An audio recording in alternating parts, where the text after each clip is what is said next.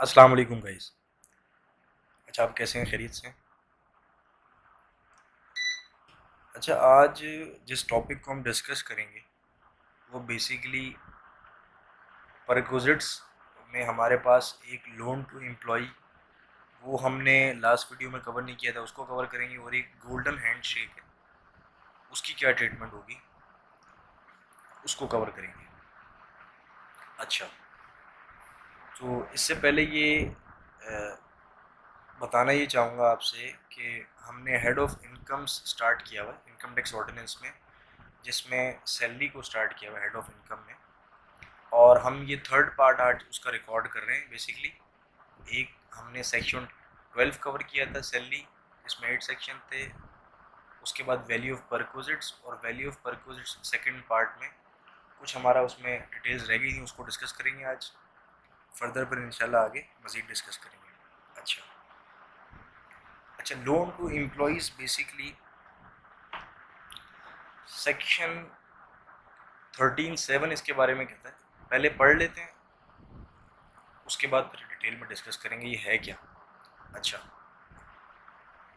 Where a loan is made on or after the first day of July 2002 by an employer to an employee, and either no profit on loan is payable by the employee, or the rate of profit on loan is less than the benchmark rate, the amount chargeable to tax the employer under that salary for a tax year shall include an amount equal to। अच्छा, एक चीज़ आप समझे। For example, employer ने employ को loan दिया। For example, मैं employ हूँ, मैंने अपने एम्प्लॉयर से लोन लिया, और जब जब मैंने लोन लिया तो लॉ ये कहता है कि आप इंटरेस्ट चार्ज करेंगे जब आप एम्प्लॉय को लोन पेमेंट करेंगे, लोन देंगे। अच्छा, अब फिर लॉ ये कहता है कि आप बेंचमार्क रेट के ऊपर इंटरेस्ट चार्ज करेंगे। फॉर एग्जांपल, बेंचमार्क रेट है 10%, लेट्स एज्यूम फॉर एग्जांपल। अच्छा, लोन टू एम्प्लॉय, आपको एम्प्लॉयर ने लोन दिया 5 लाख रुपए का। अच्छा, एक कंडीशन मैं आपको बताऊं कि the profit on loan computed the benchmark, sorry, provided further that this subsection shall not apply to loan not exceeding 1 million. अच्छा, एक चीज़ तो ये वाजे हो गई कि अगर लोन 1 मिलियन से ऊपर है, उस अमाउंट के ऊपर ये सेक्शन अप्लाई होगा, यानी कि इंटरेस्ट रेट, बेंचमार्क रेट। अगर बिलो 1 मिलियन है तो फिर आप एग्जेम्प्टेड हैं, फिर कोई इंटरेस्ट या बेंचमार्क रेट का इस तरह कोई चार्ज आपकी सैलरी में नहीं होगा। अच्छा, फॉर एग्जांपल, पाँच यहाँ पे लगा लें आप 12 लाख रुपए, या आपने एम्प्लॉयर से लोन लिया, एम्प्लॉयर ने आपको चार्ज किया नील इंटरेस्ट रेट।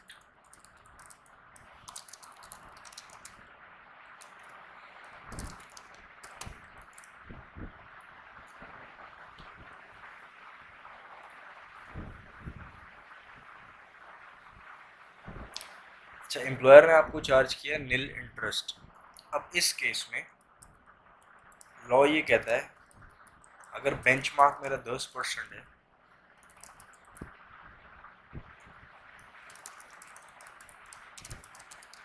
बेंचमार्क रेट, तो मुझे 1,20,000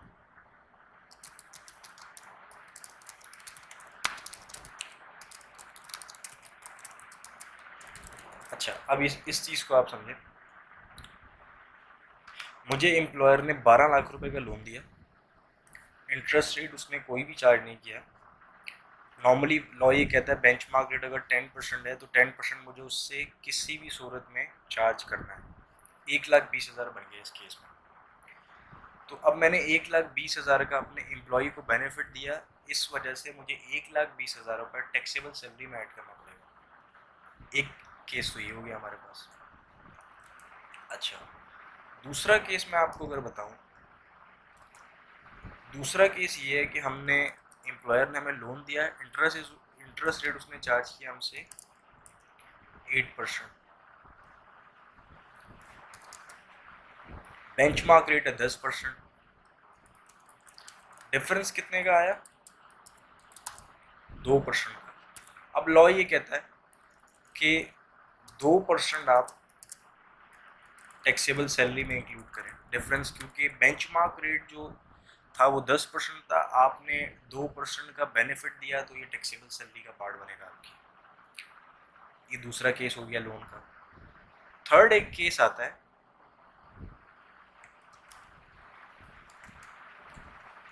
अगर आपको एम्प्लॉयर ने लोन दिया और इंटरेस्ट रेट उसने चार्ज किया 12%, बेंचमार्क रेट 10% है, अब उसने आपसे बेंचमार्क रेट से भी ज़्यादा इंटरेस्ट चार्ज किया। अच्छा, उसूलन अगर देखा जाए तो एफबीआर की तरफ से इस केस में कोई बेनिफिट होना चाहिए आपको 2% के हवाले से, बट यहाँ पर कोई बेनिफिट कोई ट्रीटमेंट नहीं होगा। 12% का 12% अगर उसने चार्ज किए, इट्स ओके। अच्छा, ये तो 3 कंडीशंस थी। तो यहाँ तक मैं उम्मीद करता हूँ कि आपका माइंड जो है वो बन गया होगा, आपको समझ में आ चुका होगा कि लोन की ट्रीटमेंट किस तरह से टैक्सेबल सैलरी में इंक्लूड करना है। अच्छा, अब फर्दर आगे डिस्कस करते हैं। The profit on loan computed in the benchmark rate where no profit on loan, ठीक है। The difference between the amount जो डिस्कस कर चुका हूँ, बट पढ़ लेते हैं। The difference between the amount of profit on loan paid by the employer in the tax year and the amount of profit in loan computed at the benchmark rate. This case may be provided that this section shall not apply such benefit to employer due to waiver of interest or such provident fund. अच्छा, अब एक चीज़ मैं और discuss करना चाहूँगा आपसे provident fund के हवाले से। नॉर्मली ये होता है, हम प्रोविडेंट फंड को डिस्कस नहीं कर रहे, प्रोविडेंट फंड के ऊपर जो टैक्सेबिलिटी है लोन के हवाले से उसको डिस्कस कर रहे हैं। अच्छा, नॉर्मली ये होता है कि हमें ये कहा जाता है, लॉ ये कहता है कि आप फॉर एग्जांपल अगर एज्यूम करें कि 10% आपने एम्प्लॉई की सैलरी में कंट्रीब्यूशन अगर कर रहे हैं प्रोविडेंट फंड का, तो 10% एम्प्लॉयर भी कंट्रीब्यूट करेगा, मतलब सेम अमाउंट, और वो एक प्रोविडेंट फंड के जो प्रोविडेंट फंड का अपना अकाउंट है बैंक में, वहाँ पे इंडिविजुअल एम्प्लॉई का मेंटेन हो रहा होगा। अच्छा, उस पैसों को आप रखते नहीं हैं, उस पैसों की आप लॉ कहता है आप उसकी इन्वेस्टमेंट करें, फर्दर उसकी इन्वेस्टमेंट करें। अच्छा, जब आप फर्दर इन्वेस्टमेंट करते हैं तो उसके ऊपर आपको कुछ इंटरेस्ट इनकम कुछ अर्न करेंगे आप, तो वो ऐड करके आप एम्प्लॉई को उस प्रोविडेंट फंड में ऐड करके आप उसके जो है अकाउंट में चार्ज कर देते हैं, ऐड कर देते हैं। अच्छा, अब होता क्या है, सिनेरियो ये है कि जो इंटरेस्ट के ख़िलाफ़ हैं, इंटरेस्ट इनकम के ख़िलाफ़ है, वो कहते हैं भाई हमें इंटरेस्ट नहीं चाहिए, हमें सिर्फ हमारा प्रोविडेंट फंड का अमाउंट चाहिए, जो इंटरेस्ट की अमाउंट है वो आप अलग करके रखें, हमें अपना हमारा प्रोविडेंट फंड का अमाउंट दे दें। अच्छा, इस केस में सिनेरियो ये हुआ कि अगर एम्प्लॉई ने कहा मुझे प्रोविडेंट फंड के ऊपर इंटरेस्ट नहीं चाहिए, और एम्प्लॉयर ने भी अगर कोई लोन एम्प्लॉई को जो है वो प्रोवाइड किया, उसमें उसने भी कोई इंटरेस्ट चार्ज नहीं किया, तो फिर आपको एफबीआर भी उस लोन के ऊपर इंटरेस्ट माफ़ कर देता है। ठीक है, ये दो कंडीशंस हैं प्रोविडेंट फंड के हवाले से। अगर आप प्रोविडेंट फंड की, मैं दोबारा रिपीट करता हूँ, अगर आप प्रोविडेंट फंड की इंटरेस्ट इनकम अपने पास ऐड नहीं करते प्रोविडेंट फंड में, सेकंड कंडीशन, अगर एम्प्लॉयर भी आपको अगर लोन दे उस पर इंटरेस्ट चार्ज ना करें, तो थर्ड सिनेरियो में फिर थर्ड ये होता है कि एफबीआर भी आपको जो एम्प्लॉयर लोन देता है उसके ऊपर इंटरेस्ट माफ़ कर देता है। तो ये की पॉइंट था, आपको जो है वो अपने माइंड में रखना है। अच्छा, ये तो हो गया लोन का सिनेरियो। अच्छा, उसके बाद 13(7) सेक्शन 13 का सब सेक्शन 7 हमने कवर कर लिया ओवरऑल। अब 13 सब सेक्शन 13 का सब सेक्शन 8 उसको डिस्कस कर लेते हैं क्या है। बाकी सब चीज़ें ये जो मैंने ब्लू से हाईलाइट किया इसको हम लास्ट वीडियो में डिस्कस कर चुके हैं सेकंड पार्ट में, तो आप अगर देखना चाहें तो वहाँ गो थ्रू कर सकते हैं। मैं नीचे पार्ट 1 पार्ट 2 दोनों के लिंक्स ऐड कर दूँगा, आप इंशाल्लाह वो देखिएगा मज़ीद। फिर इस वीडियो पर जब हम आएंगे तो आपको डिटेल में समझ में अच्छे से आएगा। अच्छा, अब सेक्शन 13 सबसेक्शन 8 ये कहता है कि for the purpose of this ordinance not including subsection 7 where the employee use a loan referred in section से fully or partly the acquisition of asset income payable tax under shall be treated as having an amount। अच्छा ये थोड़ा सा tricky part है मजीद। अगर तो employer ने आपको लोन दिया और आपने वो लोन अपनी पर्सनल एक्टिविटी में कंज्यूम कर लिया, तो फिर तो जो मैंने आपको नॉर्मल सिनेरियो बताया बेंचमार्क रेट का डिफरेंस का वो सब चलेगा। बट अगर एम्प्लॉयर ने आपको लोन दिया और एम्प्लॉई ने, यानी कि मैं अगर एम्प्लॉई हूँ, मैंने उसको फर्दर बिजनेस जनरेटिंग एक्टिविटी में इस्तेमाल किया, फिर उसका क्या ट्रीटमेंट है, उसका डिफरेंट ट्रीटमेंट है, वो मैं नीचे आपसे अभी डिस्कस करता हूँ। अच्छा, कुछ ये की पॉइंट मैंने लिखे हैं 13 सेक्शन सबसेक्शन 8 की ब्रीफिंग्स ये इस हवाले से।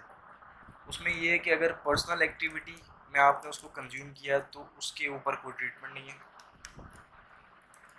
बट अगर लोन उसने दिया आपको एम्प्लॉयर ने बिलो बेंचमार्क रेट से, बेंचमार्क रेट था 10%, उसने आपको 8% की रेट के ऊपर एम्प्लॉयर ने लोन दे दिया। अच्छा, अब होगा क्या, अगर आप उस लोन को बिजनेस जनरेटिंग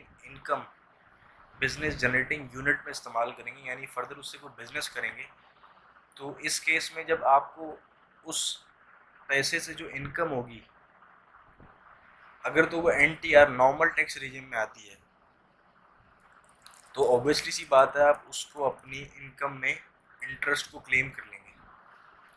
अच्छा, और अगर वो FTR में आती है तो जाहिर सी बात है वो आप अपनी इनकम में उसको क्लेम नहीं कर पाएंगे। अच्छा, एग्जांपल मैं आपको समझाने की कोशिश करता हूँ।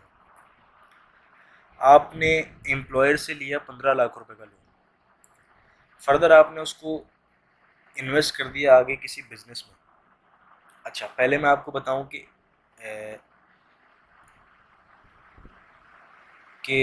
इंटरेस्ट इनकम कहाँ पे आपको अलाउ नहीं है, डिडक्शन उसकी। अगर आपने उस जो आपने किसी उसको बिजनेस पर्पस के लिए या किसी ऐसे इनकम जनरेटिंग एक्टिविटी में इस्तेमाल किया, फॉर एग्जांपल आपने एक जो है उसको प्रॉपर्टी खरीदी और उसको रेंट पे दे दिया। अब रेंटल इनकम से जो इनकम आती है, तो इंडिविजुअल अगर आप हैं तो आप रेंटल इनकम के ऊपर कोई डिडक्शन आपको अलाउ नहीं है, तो आप अपना इंटरेस्ट एक्सपेंस वहाँ पे नहीं दिखा पाएंगे, एडजस्ट नहीं करवा पाएंगे, लेस नहीं करवा पाएंगे।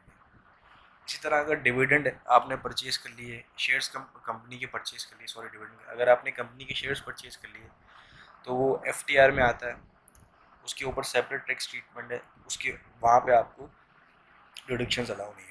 ये तो हो गया अंडर FTR वाले केस में जहाँ पे आपको डिडक्शंस अलाउ नहीं है। अब आ जाए अंडर NTR, आपने कोई ऐसा बिजनेस किया जो आपका नॉर्मल टैक्स लाइबिलिटी में आता है, उस केस में वहाँ पे आपको इंटरेस्ट एक्सपेंस की डिडक्शन अगर अलाउ है, तो अब सिनेरियो ये है कि अगर लोन बिलो बेंचमार्क रेट है, अंडर NTR लोन अगर बिलो बेंचमार्क रेट है, फॉर एग्जांपल अगर 8%,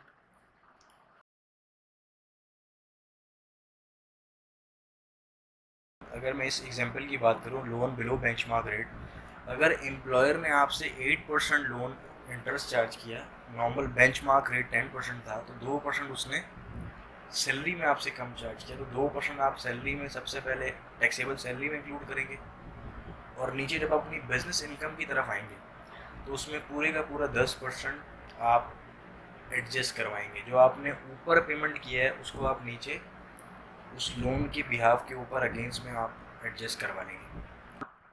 अच्छा, अगर मैं आपको एग्जांपल दूं, फॉर एग्जांपल ये मैं इसकी एग्जांपल दे रहा हूँ loan below benchmark rate. Employer ने अगर आपसे 8% चार्ज किया, बेंचमार्क बेंचमार्क रेट है 10%, तो 2% आप अपनी टैक्सेबल सैलरी में इंक्लूड करेंगे सैलरी पर्सपेक्टिव से।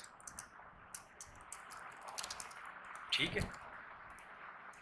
अच्छा, अब आप अगर अपने बिजनेस पर्सपेक्टिव से आए, मतलब आप इंडिविजुअल, जैसे मैं फॉर एग्जांपल मैंने जो लोन लिया मैंने उससे फर्दर आगे बिजनेस किया और मेरी इनकम NTR में अगर आ रही है, तो मैं क्या करूँगा, मैं उस लोन के ऊपर पूरे का पूरा 10% जो है वो एडजस्ट करवा लूँगा, तो ये नेट ऑफ हो जाएगा। 10% यहाँ पे दिया, 10% यहाँ पे एडजस्ट किया, तो वो नेट ऑफ हो गया। एक तो ये सिनेरियो हो गया। अच्छा, उसके बाद सेकंड केस में ये हुआ कि अब लोन इक्वल टू और मोर देन बेंचमार्क रेट है, यानी कि 10% और 10% से ऊपर जा रहा है, तो उस केस में क्या होगा कि जो एक्चुअल इंटरेस्ट एक्सपेंस होगा, अगर मेरी business generating activity for example 12% interest मेरे एम्प्लॉयर ने चार्ज किया, जो कि बेंचमार्क रेट से 2% ऊपर है, तो मैं 12% अपनी इंटरेस्ट अपनी जो इनकम है मेरी बिजनेस इनकम, उसमें मैं एडजस्ट कर पाऊँगा टोटल, तो वो नेट ऑफ हो जाएगा एडजस्ट। एक कंडीशन। अच्छा, ये दो कंडीशन हो गई। उसके बाद एक इम्पॉर्टेंट पॉइंट ये है कि loan from employer to employee through banking channel otherwise treats employee income from other sources. अच्छा, अब एक कंडीशन ये कि अगर एम्प्लॉयर ने आपको लोन दिया तो वो बैंकिंग चैनल के थ्रू होना चाहिए, वरना वो पूरे का पूरा 16 लाख 15 लाख या जो भी उसने लोन दिया आपको, फॉर एग्जांपल 15 लाख रुपए, तो वो आपकी इनकम ट्रीट हो जाएगी और फिर उसके हिसाब से आपका टैक्स जो है वो कैलकुलेशन होगी। अगर कैश दिया उसने आपको तो वो थ्रू बैंकिंग चैनल होना चाहिए, एक कंडीशन। उसके बाद if the interest is nil और below the benchmark rate then difference should be charge in taxable salary, जो कि मैं आपको डिस्कस कर चुका हूँ डिटेल में ऑलरेडी। ठीक है, तो एक बार मैं अगर इस लोन की समरी को डिस्कस कर लूँ, एक ओवरव्यू दोबारा, ताकि जो कन्फ्यूजन है वो जो है वो निकल जाए। तो जनाब है ये कि पहले तो सिंपल एम्प्लॉयर ने आपको अगर लोन दिया जो कि 10 मिलियन से ऊपर है, तो आप से इंटरेस्ट चार्ज करेगा। इंटरेस्ट बेंचमार्क रेट अगर 10% है, इससे कम अगर उसने इंटरेस्ट चार्ज किया तो उसका डिफरेंस आपकी टैक्सेबल सैलरी में हो जाएगा। अगर इससे ज़्यादा उसने आपसे चार्ज किया तो वो उसका कोई ट्रीटमेंट नहीं है आपकी सैलरी में। फर्दर अगर उसने निल चार्ज किया तो जो बेंचमार्क रेट है वो पूरे का पूरा आपकी टैक्सेबल सैलरी में ऐड करेगा कैलकुलेट करके। एक सिनेरियो। दूसरा, अगर आपने उस लोन को पर्सनल एक्टिविटी में कंज्यूम किया तो फिर तो कोई ट्रीटमेंट नहीं है, बट अगर आपने उसको बिजनेस जनरेटिंग एक्टिविटी में यूज़ किया लोन को, फिर उसके ऊपर फर्दर ट्रीटमेंट है। फर्दर ट्रीटमेंट क्या है, अगर आपका लोन बिलो बेंचमार्क रेट है तो फिर अगर इनकम जनरेटिंग एक्टिविटी में आपने इस्तेमाल किया तो डिफरेंस जो है आप वो सैलरी में चार्ज करेंगे, जैसे वो सेक्शन में ऑलरेडी डिस्कस हो चुका है, और उतनी बेंचमार्क रेट का जो आपका इंटरेस्ट आपने सैलरी में चार्ज करवाया वही आप अपनी इनकम जनरेटिंग एक्टिविटी में अपनी इनकम में उसको एडजस्ट कर सकते हैं इंटरेस्ट एक्सपेंस के तौर पर। सेम 10% अगर सैलरी में दिया तो 10% आप अपनी इनकम में एडजस्ट कर सकते हैं। दूसरे केस में लोन इक्वल टू और मोर देन बेंचमार्क रेट, अगर लोन इक्वल टू और यानी कि बेंचमार्क रेट 10% और उससे ज़्यादा है तो फिर इस केस में आप कोई ट्रीटमेंट नहीं करेंगे। ठीक है, सैलरी के केस में अगर आप अपनी इनकम में आएंगे, फॉर एग्जांपल अगर आपको उससे इनकम कोई अर्न हो रही है, आपने बिजनेस जनरेटिंग एक्टिविटी में इस्तेमाल किया है, तो एक्चुअल इंटरेस्ट जो आपने एम्प्लॉयर से डिडक्ट करवाया, फॉर एग्जांपल एम्प्लॉयर ने डिडक्ट किया है 12%, बेंचमार्क से ऊपर है, तो 12% आप अपनी इनकम बिजनेस इनकम जो अंडर NTR है वहाँ पे एडजस्ट कर सकते हैं। अच्छा, और अगर आपके अंडर FTR है तो ऑब्वियसली सी बात है आप डिडक्ट नहीं कर सकते इंटरेस्ट एक्सपेंस, तो वो आपका वहाँ से वेस्ट हो गया। अच्छा, एक तो ये हो गया। उसके बाद लोन बैंकिंग चैनल के थ्रू होना चाहिए, वरना तो आपकी इनकम ट्रीट हो जाएगी पूरे का पूरा लोन। अच्छा, ये तो हो गया लोन। मैं उम्मीद करता हूँ कि लोन के हवाले से आप यहाँ पे क्लियर जो है वो प्रॉपर अंडरस्टैंडिंग हो चुकी होगी आपको। मज़ीद अगर कोई आपको क्यूरीज हो तो आप नीचे कमेंट कीजिएगा, मैं इंशाल्लाह उसको मज़ीद डिफ़ाइन कर दूंगा, डिस्क्राइब कर दूंगा। ठीक है, अब आ जाए गोल्डन हैंड शेक के ऊपर। अच्छा, अब आ जाए गोल्डन हैंड शेक पर। Golden handshake section 12 sub section 2 clause E serial number 3 ये डिफाइन करता है, कहते हैं कि on termination of employment whether paid voluntarily और under an agreement including any compensation for redundancy loss of employment and golden handshake payment. सबसे पहले समझे गोल्डन हैंडशेक होता क्या है। गोल्डन हैंडशेक बेसिकली होता ये है कि अर्ली रिटायरमेंट आपको ऑफर हुआ कि भाई आप ये जॉब छोड़ दें हम आपको इतने अमाउंट पे कर देंगे। अब हुआ क्या, आपने गोल्डन हैंडशेक का अमाउंट नॉर्मली ज़्यादा होता है। अच्छा, अब नीचे मैंने कुछ एग्जांपल्स और ऑप्शंस रखी हैं, उसको डिस्कस कर लेते हैं। ऑप्शन वन में ये है कि अच्छा, इसकी टैक्स ट्रीटमेंट बेसिकली होती कैसी है। ऑप्शन वन तो ये है कि आप पूरे का पूरा जितना भी आपको उस पीरियड में गोल्डन हैंडशेक का अमाउंट मिला है वो पूरे के पूरा आप अपनी सैलरी में ऐड करें, जो नॉर्मली आपकी सैलरी बन रही है उसमें ऐड करके जो भी टैक्स रेट अप्लाई हो रहा है वो टैक्स रेट अप्लाई करके उसको पेमेंट आप करवा दें सेम ईयर में। ऑप्शन टू में ये होता है कि आप उसको एवरेज रेट के ऊपर भी कैलकुलेट कर सकते हैं। एवरेज रेट का फॉर्मूला ये है बेसिकली आपकी लास्ट 3 ईयर टैक्स लाइबिलिटी और लास्ट 3 ईयर्स की टैक्सेबल इनकम को आपस में डिवाइड करें, जो रेट आएगा उसको आप अपनी गोल्डन हैंडशेक की अमाउंट में अप्लाई करें और आप उस हिसाब से पेमेंट कर दें। अच्छा, प्लस एक चीज़ में अगर आपको यहाँ पे एग्जांपल को लेके चलूँ, एक कंडीशन हो सकती है कि आपकी सैलरी वो थी नॉन टैक्सेबल, मतलब वो टैक्स स्लैब में नहीं आ रही थी। फॉर एग्जांपल एज्यूम करेंगे 3,60,000 जो कि टैक्स स्लैब में नहीं आती, एग्जाम्प्ट है। अब इस केस में गोल्डन हैंडशेक अगर 9 लाख रुपए है तो ये तो जाहिर बात है 6 लाख से ऊपर जा रहा है, टैक्स स्लैब से ऊपर जा रहा है। इस केस में आप क्या करें, तो हुआ ये कि अगर आपकी सैलरी लास्ट जो कि 3,60,000 है तो ऑब्वियसली सी बात है अगर इस ईयर 3,60,000 है तो उससे पिछले साल भी नॉन टैक्स टैक्स स्लैब में नहीं आ रही होगी, तो आपका एवरेज रेट आएगा ज़ीरो। तो यहाँ पे आएगा ज़ीरो, इट मीन्स कि आपका गोल्डन हैंडशेक का टैक्स भी यहाँ पे इस केस में एग्जेम्प्ट हो जाएगा। ठीक है, तो ये गोल्डन हैंडशेक का जो है वो सेक्शन था। अच्छा, फर्दर जो है वो मज़ीद आगे डिस्कस करेंगे। आज के लिए इतना रखते हैं, फिर वीडियो लेंदी हो जाती है। तो कुछ क्यूरीज वगैरह हो आपकी तो मुझे नीचे कमेंट में बताइएगा, इंशाल्लाह उसको देख लेंगे। और यहाँ पर व्हाट्सएप एक ग्रुप है हमारा, या व्हाट्सएप का नंबर नीचे ऐड किया हुआ है, वहाँ पे आप मुझे टेक्स्ट कर सकते हैं। तो आज यहीं तक